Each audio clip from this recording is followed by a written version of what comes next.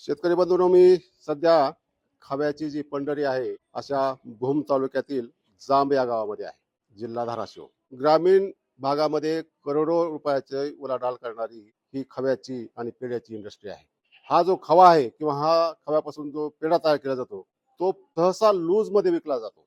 Loose मध्ये विकल्यामुळं शेतकऱ्याचं खवा तयार करणारे, पेढा तयार करणारे त्यांचं आतोनात नुकसान होत आहे. मी या व्हिडिओमध्ये तुम्हाला पॅकिंग न केल्यामुळे काय नुकसान होते हेही सांगणार आहे. चांगली गोष्ट म्हणजे भूम तालुक्यातला पहिला एक असा खवा उत्पादक आहे की जो खवा उत्पादन स्वतःच करतो आणि पेढ्याचंही स्वतःच उत्पादन करून तो नायट्रोजन पॅकिंग मध्ये खव्याची मार्केटिंग करत आहे. ही कंदी पेढा आहे. हा कंदी पेढा तयार करून पश्चिम महाराष्ट्रामध्ये पाठवला जातो आणि मराठवाड्यामध्ये चालणारा हा साधा पेढा आहे.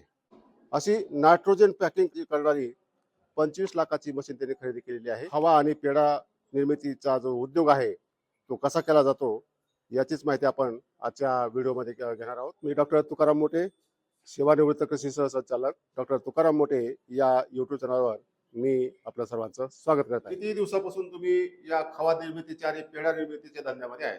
30 वर्षापासून या धंद्यामध्ये. 30 वर्षापासून. मी आता पॅकिंगची मशीन आणलेली आहे. हा. पूर्वी कसं विकत होते आणि दररोज किती विकत होते? पूर्वी काय कढईवर तयार करायचं, हाताने गोळ्या करायच्या, हा, आणि ती पातेले भरायची, घेऊन जायचं पातेल्यात भरायचे. हा, हा, आणि लिहून विकायचे. बर परत आलं की पुन्हा. बर. आणि माझी मुलं जे आहेत, 2 मुलं, हं, ते 2 मुलाला 7वी 8वी पासून मी माझ्या हाताखाली घेतलं. हं, म्हणजे ह्या धंद्यातलं रहस्य काय समजावून सांगितलं. 10वी 12वी झाली की मुलांनी शाळा सोडून दिल्या. म्हणजे आम्ही ह्या धंद्यात शिरलो. बरं झालं, मला बी आधार झाला. मग त्यांनी हातात घेतल्यापासून सगळं औद्योगिकरण होत चाललंय. बर. त्यांना नवीन नवीन सगळं माहिती व्हायला लागलं. म्हणजे आता हे केलं, अगोदर हाताने घोळायचं, हा, नंतर पुन्हा असं चाळणे आणले. हं, त्याने असं असं घोळून एक दोन एक रुमाल तयार निघायचा. आणि पहिलं घोळताना आपली एक दोनच गोळ्या निघायच्या. इथून जी सुरुवात, पुढं काय करायचं, पुढं काय करायचं, बर. मग त्यांच्या बुद्धीनं त्यांनी पुढं मग सगळं हळूहळू केलं. शेतकरी बंधूंनो, हा. हे जे गुळवे आप्पा आहेत तुम्हाला दिसायला साधे दिसत आहेत पण ते फार मोठे बिझनेसमॅन आहेत. त्यांनी स्वतः एक बिझनेस मॉडेल तयार केलेलं आहे. जेवढे प्रसिद्ध देवस्थान आहेत त्या प्रसिद्ध देवस्थानच्या समोर एका टेबलवर तुम्हाला एक भांड्यामध्ये पेढा मांडलेला रचलेला दिसेल आणि त्याच्यावर लिहिलेला असतो कुंतगिरीचा पेढा. असे त्यांचे आउटलेट म्हणजे विक्री केंद्र स्वतःची. किती येतो तुमचे? 100 रुपये, 100च्या पुढे स्वतःच्या मालकीची. हा. या मशीनवर हम्म. पॅकिंग कसं होतं ते दाखवा प्रत्यक्ष आम्हाला. बरं. ही जी मशीन आहे समोरची पॅकिंग मशीन आहे, 25 लाखाची किंमत आहे. हो. बाजूला एक सिलेंडर दिसत आहेत. काय आहे ते? हे सिलेंडर नायट्रोजन गॅसचं आहे आणि हे सिलेंडर आहे ते कार्बन डायऑक्साईड गॅसचं आहे. ही कशासाठी आहे?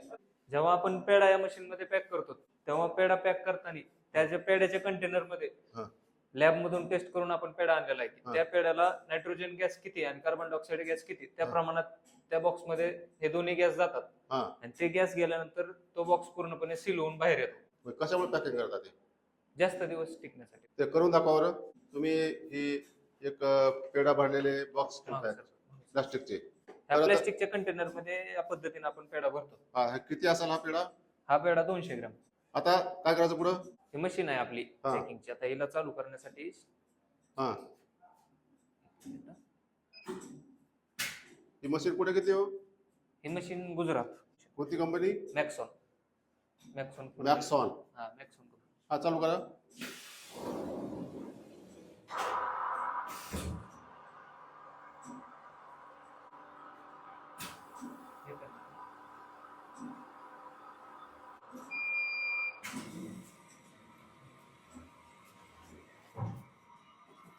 वा, वर त्याचं काय आहे? हे प्लास्टिक सील होऊन आले मशीन. याच्या आतमध्ये कार्बन डायऑक्साईड आणि नायट्रोजन गॅस म्हणजे बाहेर त्यातली हवा काढून घेतली. हवा त्यातले- काढून घेतली आणि त्याच्यामध्ये कार्बन डायऑक्साईड आणि नायट्रोजन गॅस सोडले. बर. आता ही पॅकिंग झालं तुमचं हे. हम्म. आता हे कशामध्ये भरायचं आहे? हा बॉक्स आपण प्रिंट करून घेतलेला आहे. हा, हा, हा. गुळगाप्पा मावा पेढा. त्या बॉक्स मध्ये या पद्धतीने भरून म्हणजे तुमचा ब्रँड केला गुळवे ब्रँड आप्पा. तयार केला. गुळगाप्पा म्हणून ब्रँड तयार केला. बर या पद्धतीने हा बॉक्स सील करून बर पाठवत होता आपण माल पुढे. बर. दुसरा कंदी पेढा पण करता तुम्ही? हम्म. म्हणजे त्याचं पण ही साईज आहे. हा, त्याची पण हीच साईज आहे. आम्ही मार्केटमध्ये गेल्यानंतर हा जो बॉक्स आहे हम्म. 200 ग्रामचा केवढ्याला विकतात लोक? हा बॉक्स 140 रुपये. 140 रुपये 200 ग्राम म्हणजे 700 रुपये किलो. हो, 700 रुपये. बरं. आणि लूज मध्ये विकला तर 400 400 रुपये. रुपये. म्हणजे तुमचा पॅकिंग केलं तर भाव पण वाढतोय. हो. हा मला असं दिसलं पॅकिंग केल्यामुळं भाव वाढतो लूज पेढा विकण्यापेक्षा. नंबर 2, ही एअर टाईट केल्यामुळं नायट्रोजन पॅकिंग केल्यामुळं त्याची टिकाव क्षमता जास्त दिवस जास्त असते. ग्राहकाला खात्री पटते की गुळीवापाचा पेढा आहे, ब्रँड आहे हा. हा कोणी तयार केलाय, कोण मार्केटिंग करतंय, हम्म. त्याचा ब्रँड डेव्हलप केलेला आहे, त्याची आकर्षक तुम्ही पॅकिंग तयार केली, त्यामुळं विश्वास जो संपादन होतो ग्राहकाचा हा. त्याच्यामध्ये होतो. तसं लूज पेढ्यामध्ये होतं का? नाही कोणी तयार केलाय, कोण विकतंय, हो हो. हा कळतं काही त्यात मिसळले का काही. उद्या तुम्ही जर म्हणले की ही पेढा खराब आहे हम्म. तर ह्याच्यावर तुमचं कॉन्टॅक्ट नंबर दिलेले असतील, हो त्याच्यावर तुम्ही फोन करू शकता. हो का हो ते आम्ही पेढा घेतला पण ते खराब निघाला, असं तक्रार करू शकतो ना. हा. लूज पेढ्याची कुणाला करायची. आता मार्केटमध्ये पेढ्याच्या नावाखाली गुजरातहून एक मावा येतो हो हो आणि तो मावा स्वस्तामध्ये तयार होतो. ओरिजिनल पेढ्यापेक्षा महाराष्ट्रामध्ये सध्या मावाचीच विक्री जास्त आहे.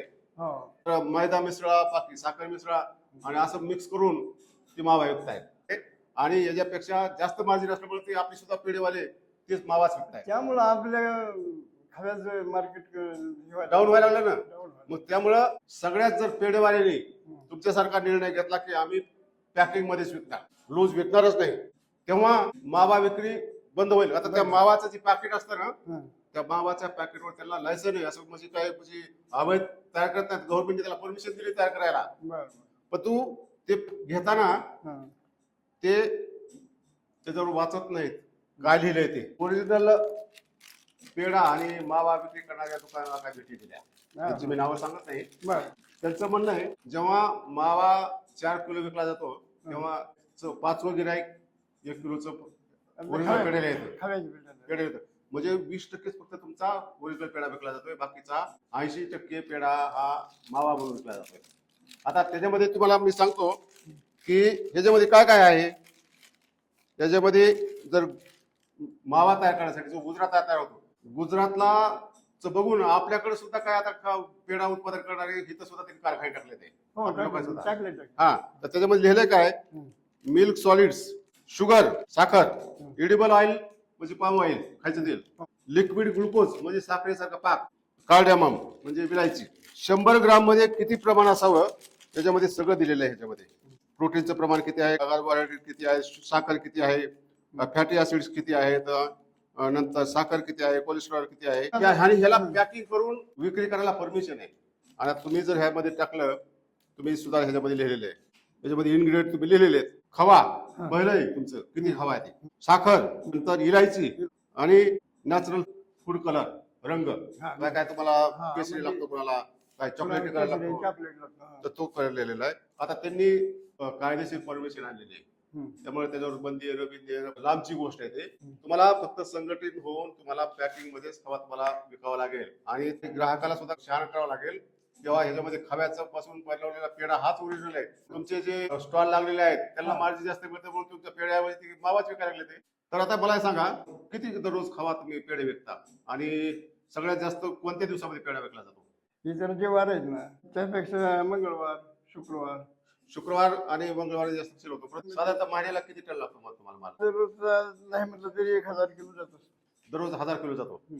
आणि सगळ्यात जास्त कोणत्या महिन्यामध्ये विकतो? नवरात्रामध्ये. तर 10 दिवसात किती माल जात असेल? 40 किलोचा डाग असतो ना, असे डाग 1000 जात असतो.